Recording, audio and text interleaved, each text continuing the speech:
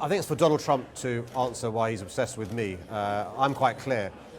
We benefit hugely from our friendship with America as a city, American investors, American innovation, American students, American companies. Really important that continues to go forward. I speak almost on a daily basis with Americans who love our city.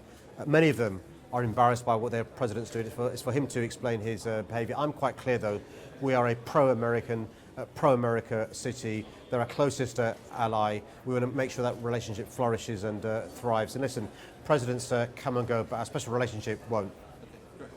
Well, we've had over the last 2-3 years a huge amount of uncertainty around Brexit, but what's quite clear is many of the promises made during the campaign have been broken. And the deal we have now presented by the government is a deal that's a million miles away from what was promised. And it's really important, bearing in mind Parliament's in gridlock. Parliament can't decide on a resolution that the best way to break the gridlock is for the British public to have a say for the first time.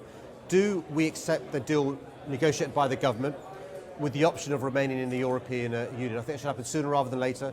It's quite clear that the EU aren't going to allow our country to have terms outside the EU that are as favourable as being inside the European Union. In the meantime, the uncertainties leading to decisions on investment being delayed, not good for our city, not good for our country. That's why it's really important for the government to realise that they're in a difficult situation.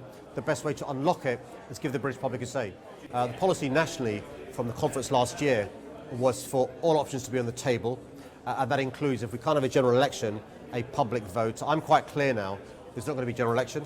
It's quite clear now that the government's not going to accept Labour's amendments to their deal. In those circumstances, I think we should be having a public vote. That's the Labour position, and my concern has been the lack of clarity in relation to our position, and I'm hoping sooner rather than later that position is made more clear nationally. So that's something Jeremy Corbyn needs to do.